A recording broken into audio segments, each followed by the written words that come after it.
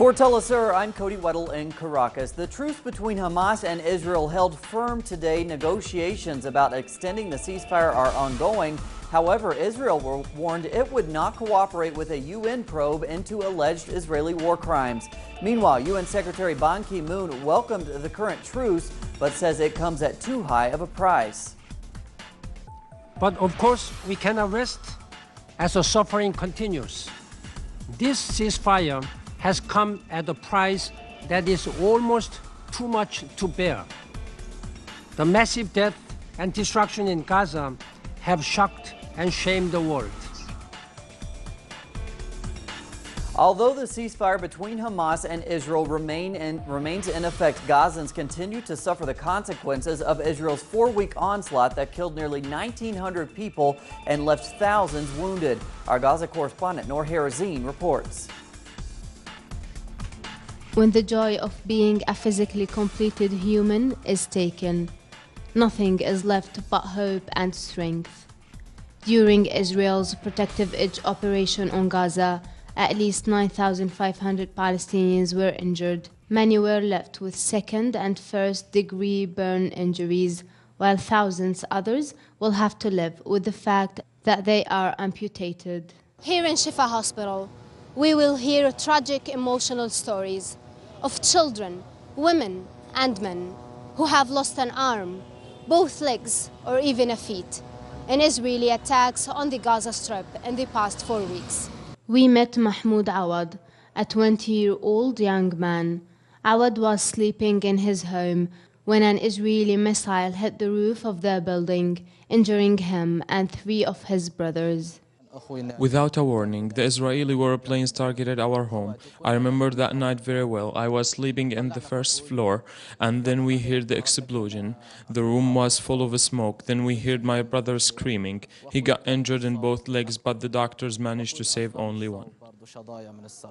Another story that brought tears to Telesur's crew, filming in the hospital. Ibrahim Khattab, a 9-year-old child, his leg was amputed, knee down. I remember that I was with Wasim, my brother. We went to see our neighbor's house. Then an Israeli warplane targeted the home. I screamed, and then they took us to the hospital. I love painting. I can draw bus, flowers, birds, and an Israeli tank. Ibrahim got severely injured in his leg after the Israeli warplanes targeted their neighbor's home located in Deir el-Balah district on the 3rd of August. Khattab family say that Ibrahim does not yet realize that he lost his leg. An Israeli missile took his leg, but it could not take his steadfastness. Ibrahim will grow up and tell the story of Israeli war crimes committed in Gaza. Noor Harazin, Telesur TV, Gaza. When the joy of being a physically completed human is taken, nothing is left but hope and strength. During Israel's Protective Edge operation on Gaza, at least 9,500 Ecuador's President Rafael Correa has announced he is canceling a previously planned visit to Israel. Correa has accused Israel of committing genocide against civilians in Gaza. He says Ecuador was the first South American country to withdraw its ambassador from Israel as a result of the recent atrocities.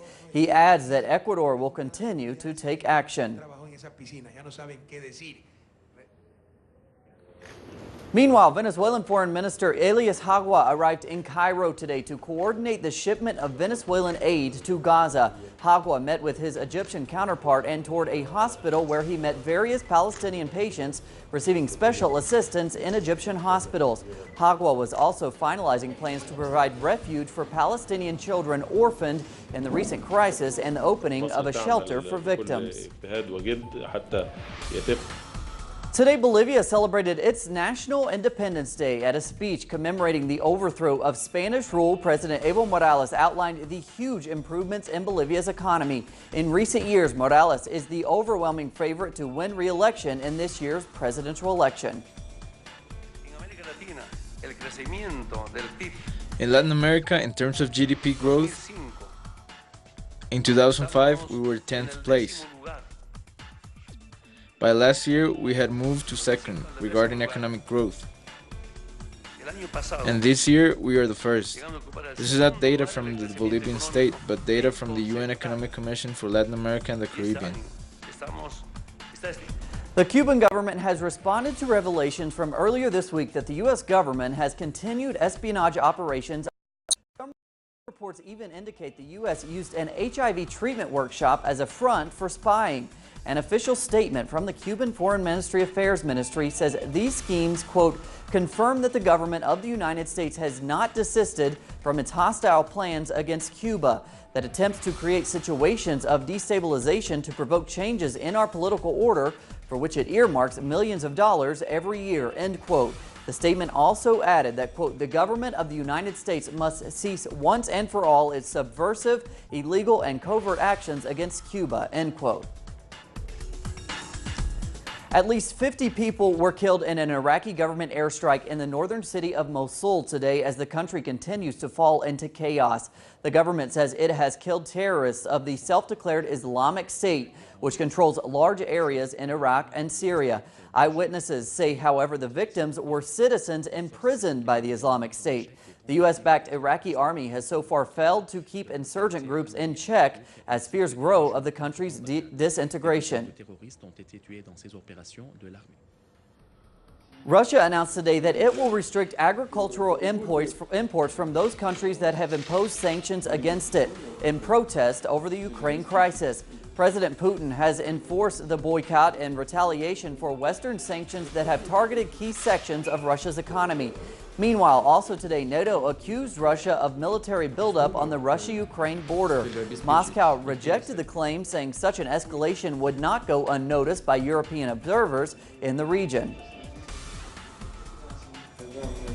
Today marks the 69th anniversary of one of the most horrific acts in human history, the nuclear attack on Hiroshima. Tens of thousands of Japanese commemorated the dropping of the atomic bomb by U.S. forces on the Japanese city, which killed at least 80,000 people in minutes. The bombing of Hiroshima marked the first nuclear attack in history.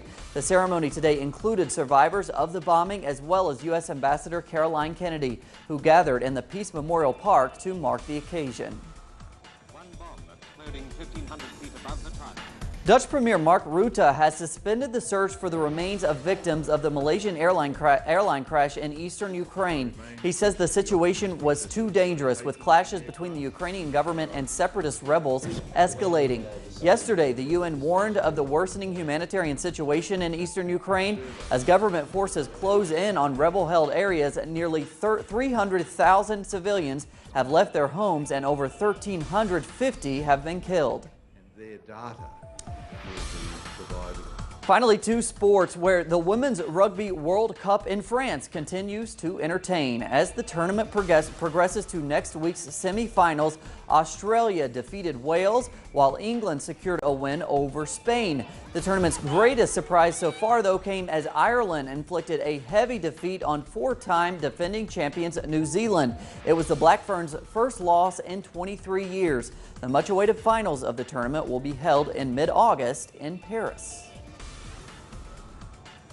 Plenty more on those stories and others at our website, telesurtv.net/English. For Telesur English, I'm Cody Weddle.